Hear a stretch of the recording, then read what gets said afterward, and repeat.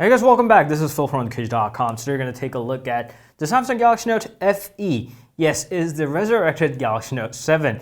Let's start with the design. I have to say that it's got an amazing design. It still is one of the best looking phones. It's got rounded corners, but right angles at right places and incredible grip for a phone this big.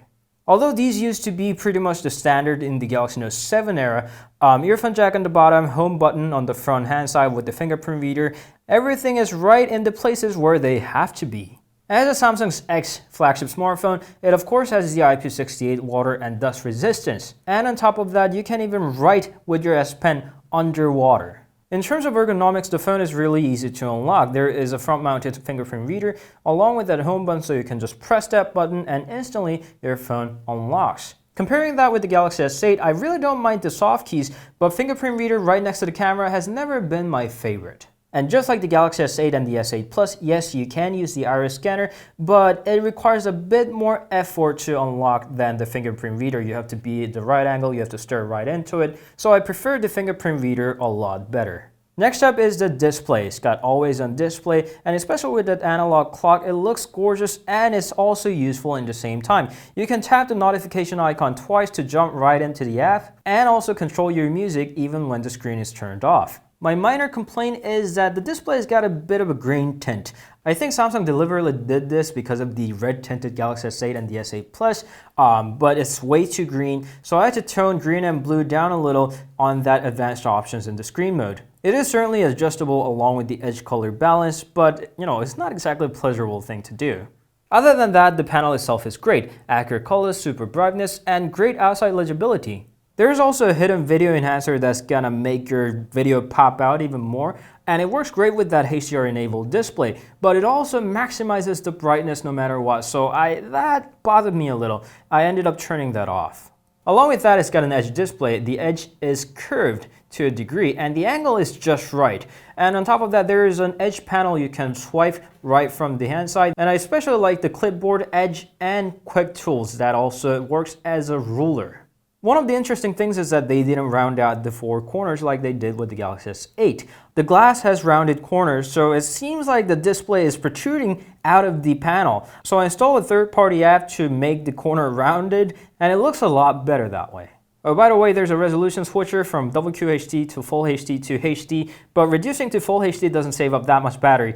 HD does about a half an hour of screen on time, but it also degrades the screen quality by a large amount, so just stick to the WQHD.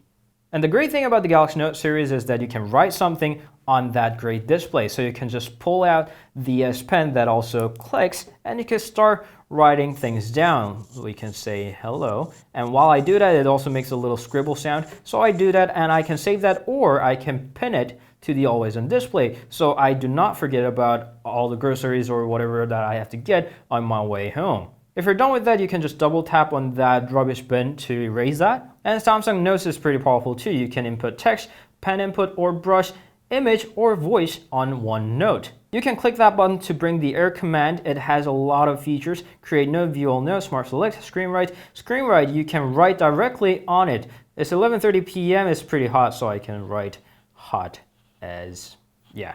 There is also Smart Select. You can choose something out of the screen in rectangle, lasso, or oval form. So we can just swipe that like that, and I can even extract text, and it's going to extract everything that's on the screen. Or I can even make a GIF animation out of whatever is on the screen.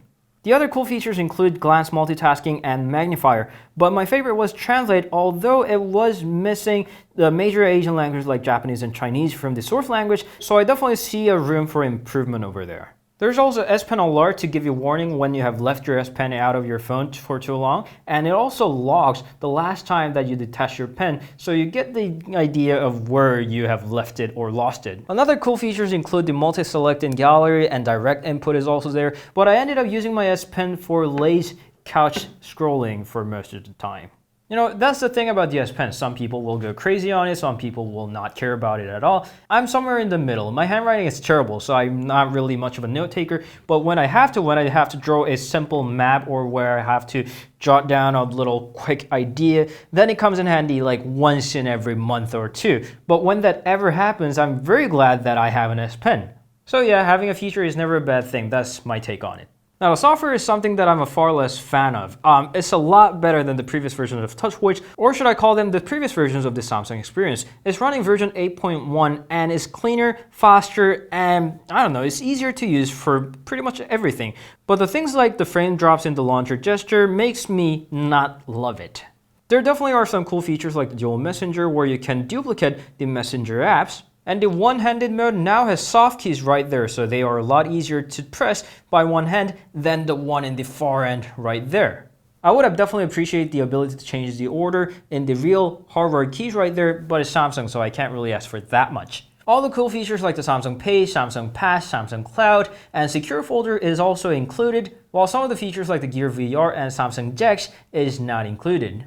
Next up in the game is the camera. You can quickly press the home button twice to launch the camera as you always could have. I think it's a lot easier thanks to being a lot bigger than the power key from the Galaxy S8. Anyway, the dual pixel camera does an incredible job, especially in the lower lighting conditions, and in brighter lighter conditions it's simply incredible. While it doesn't have dual cameras, it still does better jobs than some of them that even has dual cameras. The front-facing camera is pretty awesome too. It takes great photos, especially in the lower lighting conditions. I do miss the autofocus from Galaxy S8, they were great, but the Note FE tends to do a better job at overall color tones. The audio also is great. Well, not really. Only in wired and wireless audio. It has all the audio effects you expect from a modern Galaxy, but the speaker is equally bad as other Galaxies.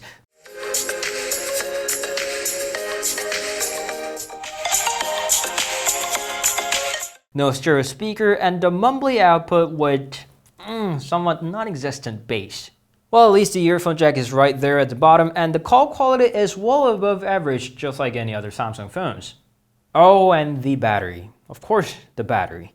The notorious 3500 mAh cell from the Note 7 has been replaced with the smaller 3200 mAh cell. And Samsung says they made sure that it doesn't explode with the 8-point safety checks. Well, nothing happened so far, but we'll have to wait and see if it really is safe. It seems like it is for now. Despite the lower capacity, performance was pretty good. It actually was better than the Galaxy Note 7 with the larger cell. I don't know why. Maybe it's the software optimization, but it successfully gave me around 5.5 hours to 6 hours of screen on time. Remember that I'm always on the LTE network and I surf the web all the time, so if you're more of a Wi-Fi person and if you do a lighter test like the Messenger a lot more than I do, then you should be getting an hour or two more than I did.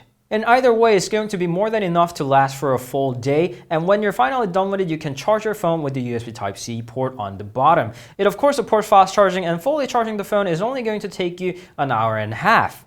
While it does also support the fast wireless charging, it's rather slow at 2.5 hours.